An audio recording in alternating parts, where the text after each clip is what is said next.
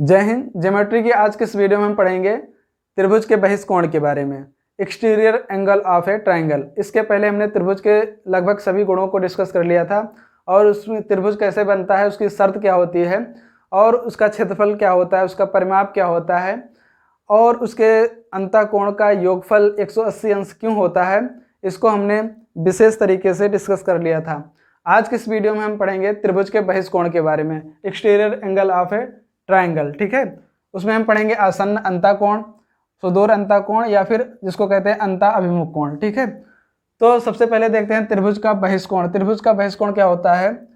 यदि किसी त्रिभुज में, सबसे पहले हम त्रिभुज बनाएंगे, त्रिभुज पढ़ रहे हैं तो यदि किसी त्रिभुज में किसी एक भुजा को आगे बढ़ाकर किरण बनाया जाए, ठीक है, किसी एक भुजा को आगे बढ़ाकर किरण बनाया जाए तो इस किरण तथा दूसरी भुजा के बीच, अब यहाँ दो कोण बन रहे हैं, के बीच एक अंदर वाला और एक ये बाहर वाला। ठीक है, तो किसी त्रिभुज की एक भुजा को आगे बढ़ाकर किरण बनाया जाए तो दूसरी भुजा और किरण के बीच बने कोण को बहिष्कोण कहते हैं, जो कि बाहर की तरफ हो कोण, तो इसको कहते हैं exterior angle of A triangle, जिसको कहते हैं बहिष्कोण, हिंदी में बहिष्कोण। ठीक है, तो किसी त्रिभुज की एक भुजा को आगे बढ़ाकर किरण बनाया जाए तो इस किरण तथा त्रिभुज की दूसरी भुजा के बीच बाहर की तरफ बने कोण को बहिष्कोण कहते हैं और इस अंदर की तरफ जो बना कोण है इसको अंतःकोण कहेंगे, अंतःकोण। ये एक्सटीरियर एंगल है और ये इंटीरियर एंगल हो जाएगा। ठीक है, तो ये बहिष्कोण और ये अंतःकोण। अब समझते हैं, देखिए किसी त्रिभुज में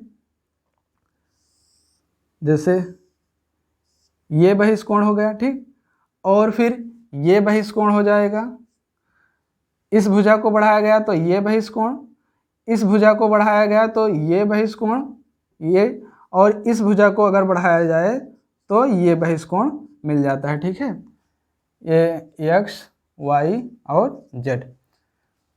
इसी तरीके से किसी भी त्रिभुज में प्रत्येक शीर्ष पर, किसी भी त्रिभुज में प्रत्येक शीर्ष पर दो बहिष्कोण बनते हैं। किसी भी त्रिभुज में प्रत्येक शीर्ष पर दो बहिष्कोण बनते हैं, यहाँ पर भी दो, यहाँ पर भी दो।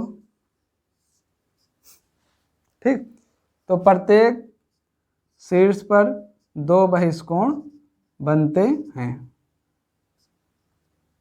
इसको मान लेते हैं y1 और y2, इसको z1 और z2।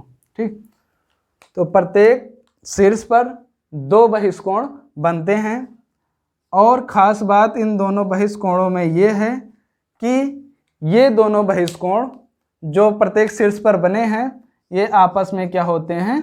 बराबर होते हैं, y2 और z1 बराबर z2। ठीक है, प्रत्येक शीर्ष पर दो बहिष्कोण बनते हैं, नो डाउट। ठीक है, देख ही सकते हैं, ये किरण आगे बढ़ी और ये इस भुजा, दूसरी भुजा ये हो गई, ये किरण आगे बढ़ी, ये दूसरी भुजा हो गई। ठीक है, तो प्रत्येक शीर्ष पर दो बहिष्कोण बनते हैं और दोनों बहिष्कोण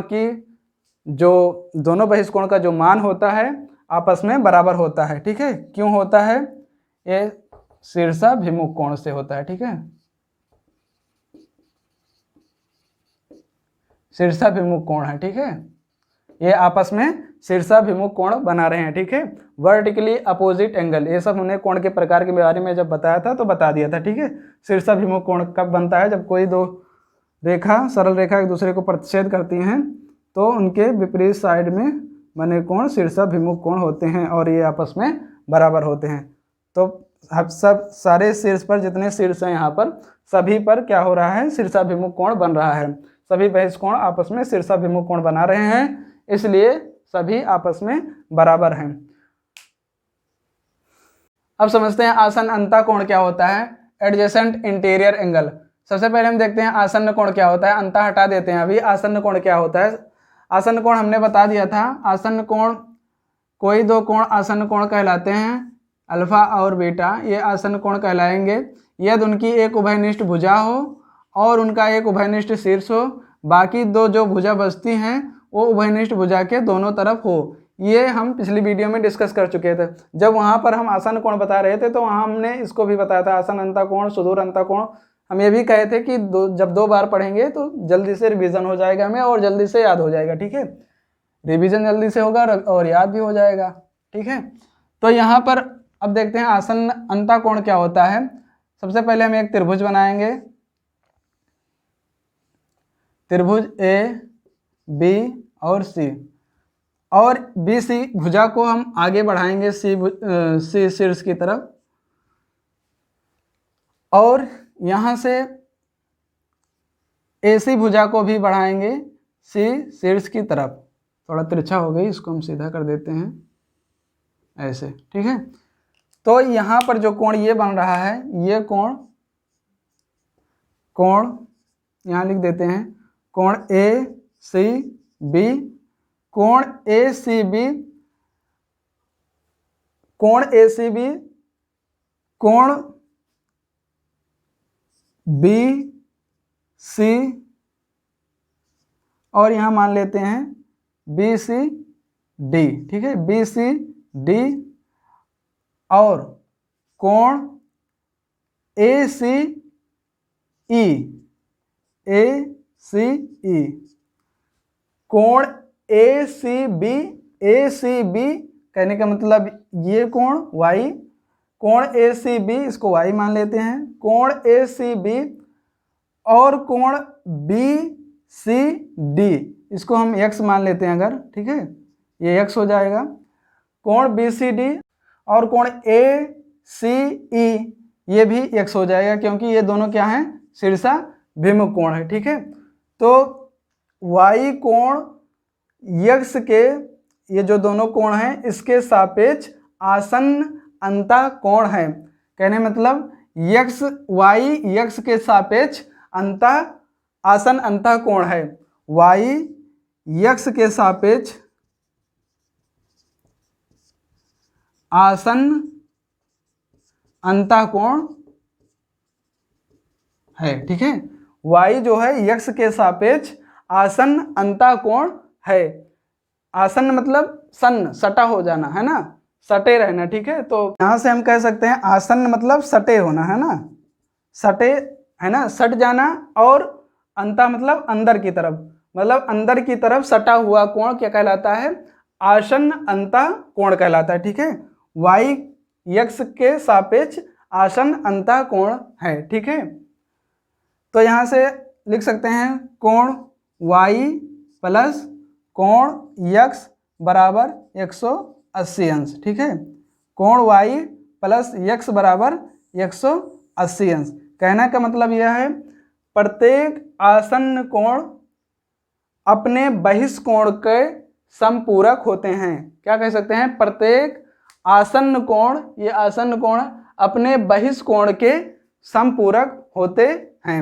ये कह सकते हैं कि नहीं, ये बहिष्कोण, ये भी बहिष्कोण, प्रत्येक आसन्न कोण अपने बहिष्कोण के समपूरक, समपूरक मतलब 180 अंश के बराबर होते हैं। या फिर हम यह भी कह सकते हैं आसन्न कोण और बहिष्कोण का योगफल कितना होता है, 180 अंश के बराबर होता है। यहाँ से अगर हम ऐसे लिखना चाहें तो कोण ए सी बी प्लस कोण बी सी डी बराबर 180 अंश, और कोण ए सी बी प्लस कोण यहाँ से ए सी ई बराबर 180 अंश। ठीक है, इस तरीके से हम लिख सकते हैं ए सी बी प्लस ए सी ई बराबर 180 अंश। ठीक है, ये रैखिक युग्म बना रहे हैं ना, इधर ये दोनों रैखिक युग्म बना रहे हैं और ये दोनों रैखिक युग्म बना रहे हैं, तो ये दोनों 180 अंश होते हैं। ठीक है, आसन्न अंता कोण है। ठीक, यहाँ ये दोनों कोण क्यों बराबर हैं, क्योंकि ये बहिष्कोण है और बहिष्कोण बराबर होते हैं। ठीक है, बहिष्कोण और एक शीर्ष पर बने बहिष्कोण आपस में बराबर होते हैं। अब देखते हैं हम सुदूर अंता कोण या फिर अंता अभिमुख कोण जिसको कहते हैं, इंटीरियर अपोजिट एंगल। ठीक है, तो हम यहाँ पर भी एक त्रिभुज बनाएंगे, त्रिभुज नाम दे देंगे ए बी सी, और यहाँ सी शीर्ष से आगे बढ़ा देंगे BC को। तो यहाँ पर जो कोण बन रहा है, ये कोण और ये कोण, ठीक है, ये कोण और ये कोण इसके सापेक्ष अंतः अभिमुख कोण है, ठीक है, कोण ये और कोण B, ठीक है, शॉर्टकट में लिख रहे हैं कोण ये और कोण B कोण C के सापेक्ष, इस कोण के सापेक्ष अंतः अभिमुख कोण है। इसी तरीके से ऐसे भी कर सकते हैं। यहाँ पर भी एक, यहाँ पर इस रेखा को अगर आगे बढ़ाते हैं तो यहाँ पर जो कोण बनेगा, ठीक है, और यहाँ पर जो कोण बनेगा, कहने का मतलब है यहाँ से A B C, इस तरीके से यहाँ पर भी कह सकते हैं कोण A और कोण B कोण C के सापेक्ष अंतः अभिमुख कोण है, ठीक है, अंतः अभिमुख कोण है, अंतः अभिमुख कोण है, ठीक है। ये जैसे इसको आगे बढ़ाया तो ये कोण अंतः अभिमुख कोण, इसके सापेक्ष ये दोनों अंतः अभिमुख कोण हो जाएंगे, ठीक है। इसको आगे बढ़ाया तो ये कोण अंतः अभिमुख कोण हो जाएगा, ठीक है। जिस रेखा के आगे बढ़ाया जाता है, जैसे इस रेखा को आगे बढ़ाया गया तो यहाँ से ये कोण अंतः अभिमुख कोण हो जाएगा, ठीक है। अब इसकी कुछ थ्योरम है, इसको समझ लेते हैं। यहाँ से अगर इसी एक ही फिगर में समझना चाहें अगर, तो यहाँ से देखिए, तो यहाँ से इसको हम आगे बढ़ा देंगे, ऐसे आगे बढ़ा देंगे तो कह सकते हैं त्रिभुज ABC में कोण ये और कोण B कोण C के सापेक्ष, मतलब दोनों जो यहाँ पर दो बहिष्कोण बन रहे हैं ना, दोनों बहिष्कोणों के सापेक्ष क्या है, अंतः अभिमुख कोण है, ठीक है। यहाँ पर कोण बने तो अंसन अंतः कोण, ठीक है, और यहाँ पर जो दो कोण बने इसको अंतः अभिमुख कोण कहते हैं, ठीक है। तो इसकी अब थ्योरम समझते हैं, क्या होती है इसकी थ्योरम, बहिष्कोण संबंधी प्रमेय। तो समझते हैं बहिष्कोण प्रमेय क्या होता है। जैसे हमने एक त्रिभुज बनाया यहाँ पर, तो त्रिभुज की हमने इस भुजा को आगे बढ़ाया, यहाँ नाम लिख देते हैं ABC, ठीक है, और यहाँ का कोण हमने 1 मान लिया, ठीक, और ये कोण 2 और ये 4, तो कोण 4 बराबर हो जाएगा, कोण 1 प्लस कोण 2, ये बहिष्कोण प्रमेय है। कहने का मतलब है एक्सटीरियर एंगल बराबर होता है सम ऑफ क्या हो, इंटीरियर अपोजिट एंगल,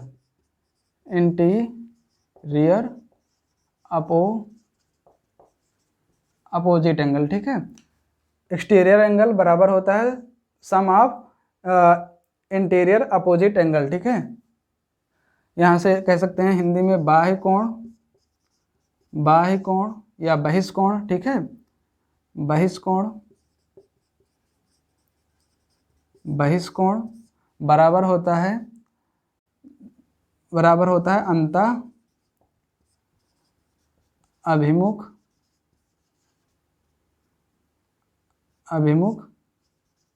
कोण के योगफल के। तो यहाँ से 4 बराबर कोण 1 प्लस कोण 2 के, एक्सटीरियर ऑफ ये इंग्लिश में और ये हिंदी में। अब समझते हैं क्यों ये बराबर होता है, इसको भी देख लेते हैं। आइए अब हम देखते हैं कि ये बहिष्कोण जो है ये अपने अंतः अभिमुख कोण या सुदूर अंतः कोणों के योगफल के बराबर क्यों होता है। तो सबसे पहले हम एक ट्राइंगल ड्रॉ करेंगे और इसका एक बहिष्कोण बनाएंगे, ठीक, इसका एक बहिष्कोण बनाएंगे और इन कोणों को हम नाम दे देंगे। यहाँ एक, ये कोण मान लेते हैं 2 है, और इस कोण को 3 और इस कोण को 4। तो यहाँ पर त्रिभुज का नाम दे देते हैं ABC और यहाँ पर D, जो किरण आगे बढ़ी है मान लेते हैं D तक बढ़ी है, ठीक है। तो यहाँ से त्रिभुज के सभी अंतः कोणों का योगफल कितना होता है, त्रिभुज के सभी अंतः कोणों का योगफल कितना होता है, कोण 1 प्लस कोण 2 प्लस कोण 3, ये बराबर किसके, 180 अंश के, है ना। इसको मान लेते हैं हम इक्वेशन फर्स्ट, ठीक है। उसके बाद अब देखते हैं यहाँ से कोण 3 और कोण 4 क्या बना रहे हैं, कोण 3 और कोण 4 क्या बना रहे हैं, रैखिक युग्म बना रहे हैं। रैखिक युग्म का क्या मतलब होता है, कि जब दो आसन्न कोण एक सीधी रेखा पर हों और वो 180 अंश का कोण बना रहे। जब एक सीधी रेखा पर होंगे तो वह आपस में कौन सा कोण बनाएंगे, 180 अंश का कोण बनाएंगे। तो यहाँ से हम कह सकते हैं कोण 3 प्लस कोण 4 ये बराबर कितना होगा, 180 अंश के। इसको मान लेते हैं हम इक्वेशन सेकंड। अब हम इसको मिटाकर यहाँ लिख देते हैं, चलो आसन।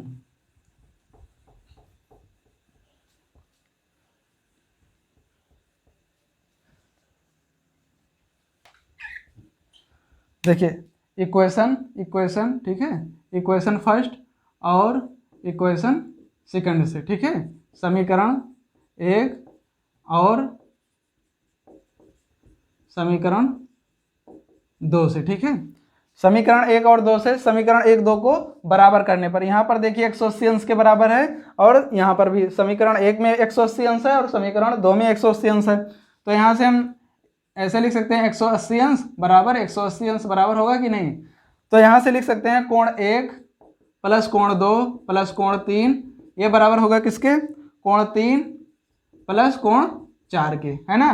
कोण 3 प्लस कोण 4 के बराबर होगा। दोनों तरफ हम 180 का मान इधर भी है और 180 का मान यहाँ पर भी है, तो दोनों के नीचे हम दोनों का मान लिख दिए, ठीक है। तो यहाँ से कोण 1 प्लस कोण 2, अब जब 3 को उधर ले जाएंगे तो कोण 3 ये है, फिर उधर जाएगा इसके बगल हो जाएगा यहाँ पर -3, इधर प्लस में उधर जाएगा माइनस में हो जाएगा, और यहाँ कोण 4, ठीक है। यहाँ से कोण 4 मिल जाएगा हमें। तो यहाँ से कोण 1 प्लस कोण 2 ये बराबर हो जाएगा किसके, ये माइनस हो जाएगा, ये घट जाएगा तो कट जाएगा, ठीक है। कोण 3 में से कोण 3 गया, कितना आएगा 0, और फिर यहाँ कितना बचा, कोण 4। तो ये क्या है, बहिष्कोण है, ठीक है, ये बहिष्कोण है। और ये क्या है, अंतः अभिमुख कोणों का योगफल, अंतः अभिमुख है ना, कोणों का, यहाँ लिख देते हैं कोणों का योगफल, ठीक है, योगफल। कहने का मतलब है बहिष्कोण अपने दोनों अंतः अभिमुख कोणों के योगफल के बराबर होता है, ठीक है। और एक बात ध्यान दीजिएगा, यहाँ पर ये जो बहिष्कोण है, ठीक है, बहिष्कोण है, ये प्रत्येक अंतःअभिमुख है ना, प्रत्येक अंतःअभिमुख कोणों से ये बड़ा होता है, ठीक है। हमेशा कोण 4 बड़ा होगा कोण 1 से, और कोण 4 बड़ा होगा किससे, कोण 2 से, अलग अलग, ठीक है, दोनों आपस में बड़े होते हैं। कोण 4 बड़ा होगा 1 से, प्रत्येक से बड़ा होगा, ठीक है। ये 4 बड़ा होगा 1 से और 4 बड़ा होगा किससे, 2 से, ठीक।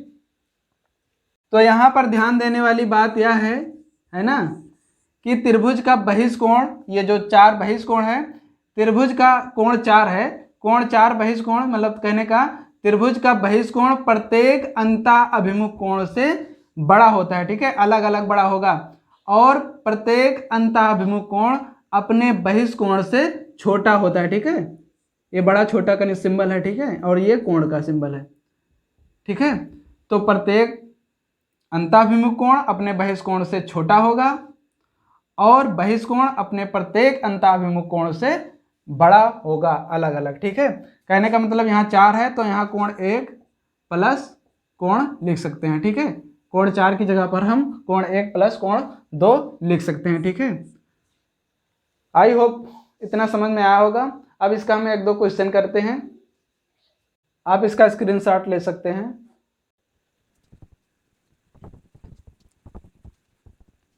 आइए सबसे पहला क्वेश्चन देखते हैं, आप वहाँ स्क्रीन पर देख सकते हैं, गर्मी तो बहुत हो रही है, ठीक है। देखिए सबसे पहला क्वेश्चन है, एक त्रिभुज में, ठीक है, त्रिभुज के एक बहिष्कोण का मान कितना दिया गया है, 110 अंश, ठीक है, 110 अंश दिया गया है। उसके बाद क्या कह रहा है, एक अंतःअभिमुख कोण का मान कितना दिया गया है, 30 अंश। ये अंतःअभिमुख कोण और ये अंतःअभिमुख कोण, और ये कौन सा कोण हो जाएगा, ये आसन्न कोण हो जाएगा, है ना, आसन्न कोण या फिर रैखिक युग्म कोण, रैखिक युग्म होगा, ठीक है, क्योंकि ये सरल रेखा पर है इसलिए यहाँ पर रैखिक युग्म, मतलब दोनों का योग कितना आना चाहिए, 180 अंश, ठीक है। तो कह रहा है कि त्रिभुज के तीनों कोणों का मान ज्ञात कीजिए, ठीक है, तीनों या फिर तीनों कहने का मतलब एक तो दिया गया है, बाकी हमें 2 ज्ञात करना है, ठीक है। कई सारे क्वेश्चन बन सकते हैं। ठीक, तो सबसे पहले क्या करेंगे, हम इसका मान निकालेंगे। इसको मान लेते हैं कोण x और इसको y।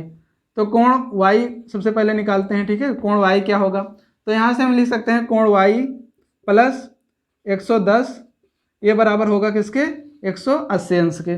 तो यहाँ से 110 उधर जाएगा। ठीक है, तो कोण y हमें ज्ञात करना है, तो 110 उधर जाएगा तो यहाँ से हो जाएगा 180 माइनस 110। ठीक है, 110 हो जाएगा, तो कोण y बराबर कितना आ जाएगा, 180 में से 110 गया कितना आ जाएगा, यहाँ से 70 आ जाएगा। ठीक है, अब यहाँ से कोण y बराबर कितना मिल गया, 70 मिल गया। या फिर 110 में क्या ऐड करें कि 180 आ जाए तो 70 आ जाएगा, अगर मौखिक करना है, मौखिक साल करना है। ठीक है, तो कोण y बराबर 70 आ गया।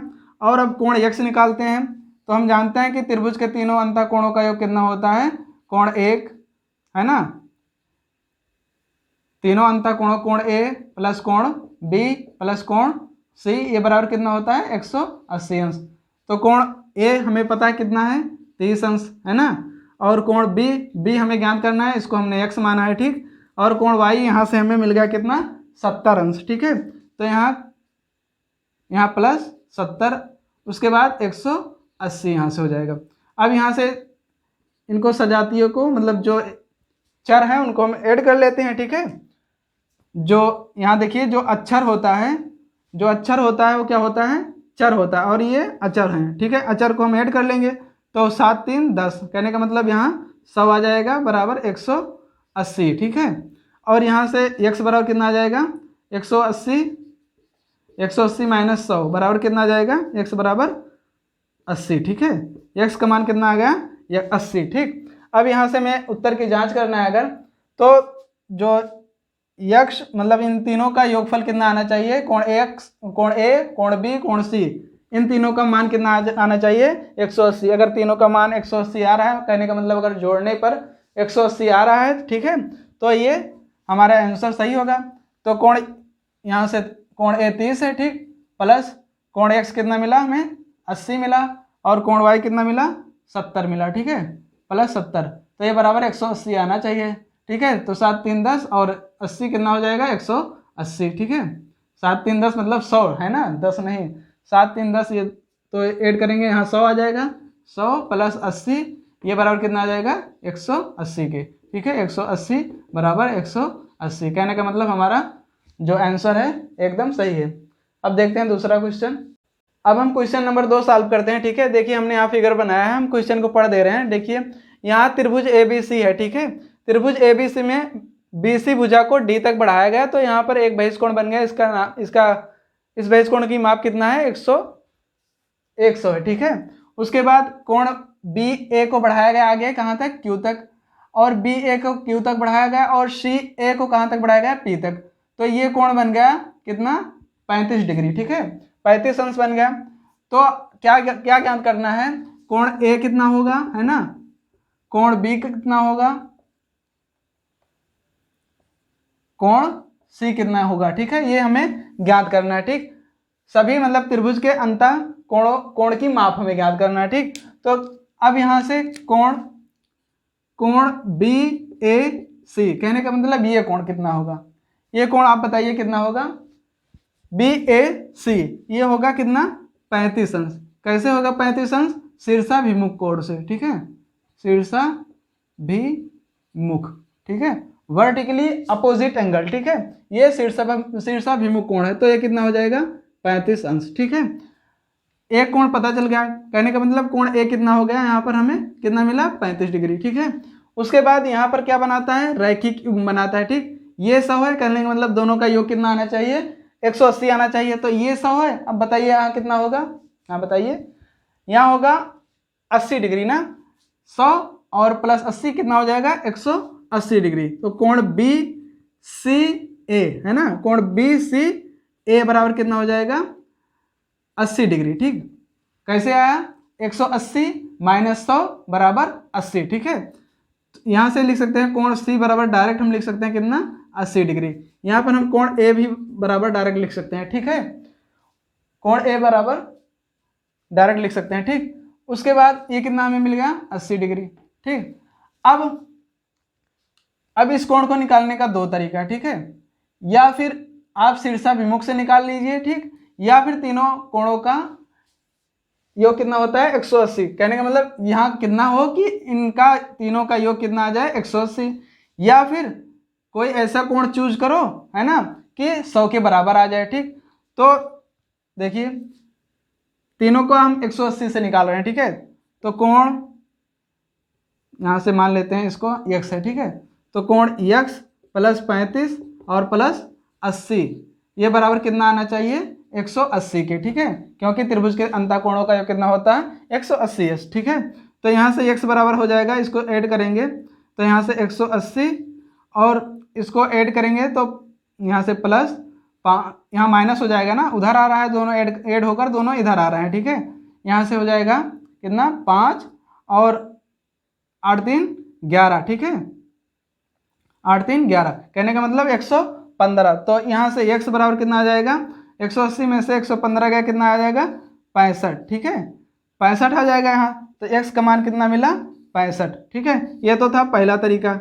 दूसरा कौन सा तरीका है, यहाँ से 35 प्लस x बराबर कितना होगा 100 के। क्यों होगा, ये बहिष्कोण है, ये अंतः अभिमुख कोण, बहिष्कोण अपने अंतः अभिमुख कोण योग के बराबर होता है, ठीक है। तो यहाँ से x बराबर हो जाएगा 100 माइनस 35, ठीक है। तो x बराबर कितना हो जाएगा यहाँ से 65, यहाँ पर भी 65 मिल जाएगा हमें, ठीक है। तो चाहे जौन से तरीके से निकालें, है ना, चाहे जिस तरीके से निकालें एक ही मान आएगा हमें, ठीक है, बस हमारा मेथड सही होना चाहिए, ठीक है। आप सभी को ऐड कर सकते हैं, देखिए 65 और 35 80, ठीक है, कितना आना चाहिए 180, ये दोनों 100 ये 80, कहने का मतलब 180। कहने का मतलब यह है कि हमारा यह आंसर सही है, 100% सही है ना। यहाँ पर भी हम लिख सकते हैं कोण B बराबर कितना आया, यहाँ से x का मान 65, कोण B बराबर कितना आया 65 अंश, और यहाँ कोण C बराबर कितना आया 80 अंश।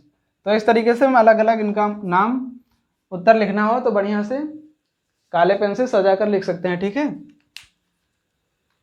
आइए अब हम तीसरा क्वेश्चन सॉल्व करते हैं। गर्मी तो बहुत है, देखिए हमारा शर्ट 2 कलर का हो गया, ठीक है। तो तीसरा क्वेश्चन है, पहले एक स्टार बनाते हैं, ठीक है, ऐसे एक स्टार बन जाएगा,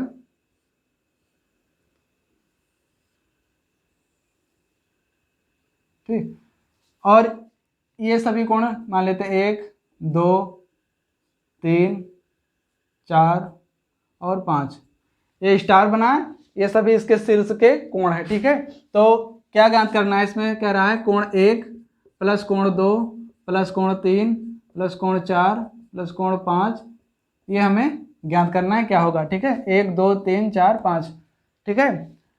तो पांचों कोण का हमें योगफल ज्ञात करना है कितना होगा, ठीक है, कहने का मतलब पांचों शीर्षों का हमें योगफल निकालना है कितना होगा, ठीक है, शीर्ष पर जितने कोण बने हैं सभी का योगफल निकालना है। तो आप सॉल्व करने की कोशिश कीजिए, इसमें बहिष्कोण का प्रमेय लगेगा, ठीक है, जो बहिष्कोण अभी बताया गया है, त्रिभुज का बहिष्कोण जो होता है अपने अंतः अभिमुख कोणों के योगफल के बराबर होता है, वही रूल लगेगा इसमें, ठीक है। तो यहाँ पर मान लेते हैं A और यहाँ पर B और यहाँ पर C, कहने का मतलब त्रिभुज ABC में ये कोण A है, ये कोण C और ये कोण B है, ठीक है। तो त्रिभुज ABC, ठीक है, ABC में, ठीक है, कोण C बराबर किसके होगा, कोण C बराबर कोण C, पहले हम यहाँ से कोण C देखिए, यहाँ से पहले हम निकाल दे रहे हैं कोण को, यहाँ पर कोण C यही कोण होगा, ठीक है, इस त्रिभुज में। तो ये कोण 5 हो जाएगा और ये कोण 2 हो जाएगा। यहाँ से देखिए ये ऐसी जा रही है भुजा और ऐसे ऐसे, ठीक है, ये त्रिभुज, तो कोण 5 और कोण 2, तो यहाँ से C कोण और ये A कोण, ठीक। तो यहाँ से कोण C बराबर क्या हो जाएगा, कोण 2 और कोण प्लस कोण 5 हो जाएगा, ठीक है, कोण 2 प्लस कोण 5 हो जाएगा। कैसे, ये बहिष्कोण प्रमेय से, ठीक है, त्रिभुज का प्रत्येक बहिष्कोण अपने अंतःअभिमुख कोण के योग के बराबर होता है, ठीक है। तो यहाँ से हो जाएगा कोण C बराबर कोण 2 प्लस कोण 5, ठीक है। अब कोण B देखते हैं क्या आएगा, कोण B, ठीक है, कोण B यहाँ से, अब इस त्रिभुज में देखिए कोण B ऐसे इस त्रिभुज में, इसका भी यहाँ हम डायग्राम बना दे रहे हैं, यहाँ 1 है और यहाँ पर 3 है और यहाँ ये कौन सा कोण है, ये B है। तो यहाँ पर भी देखिए ये बहिष्कोण हो गया और ये अंतः अभिमुख कोण। तो बहिष्कोण बराबर होता है अपने अंतः अभिमुख कोण के योगफल के। ठीक है, तो यहाँ से 1 प्लस कोण 3 ये बराबर हो जाएगा। ठीक, उसके बाद यहाँ कोण ए अलग ही है, इसको हम अलग लिख लेते हैं। ठीक है, तो यहाँ से कोण ए बराबर कितना आ गया, कोण 4 के। ठीक, तो यहाँ से हम कह सकते हैं कोण ए प्लस कोण बी प्लस कोण सी बराबर कितना, 180 अंश। क्यों, त्रिभुज के प्रत्येक कोण, त्रिभुज के सभी अंतः कोणों का योगफल कितना होता है, 180 अंश। ठीक है, तो यहाँ सभी का मान रख देते हैं। कोण ए बराबर कितना है, कोण 4, कोण बी बराबर कितना है, कोण 1 प्लस कोण 3 है, और कोण सी बराबर कितना है, कोण 2 प्लस कोण 5 है, तो बराबर 180 अंश। ठीक है, बस इसको हम क्रम में कर देते हैं, यही मान मिल जाएगा हमें। तो यहाँ से कोण 1 प्लस कोण 2 प्लस कोण 3 प्लस कोण 4 प्लस कोण 5 बराबर 180 अंश। ठीक है, कहने का मतलब है यहाँ पर कितना आया मान हमारा, 180 अंश आंसर। ठीक है, इस तरीके से क्वेश्चन सॉल्व होगा। तो इस वीडियो में जो कुछ हमने समझाने की कोशिश की, आई होप आप समझ गए होंगे। मिलते हैं नेक्स्ट वीडियो में। जय हिंद।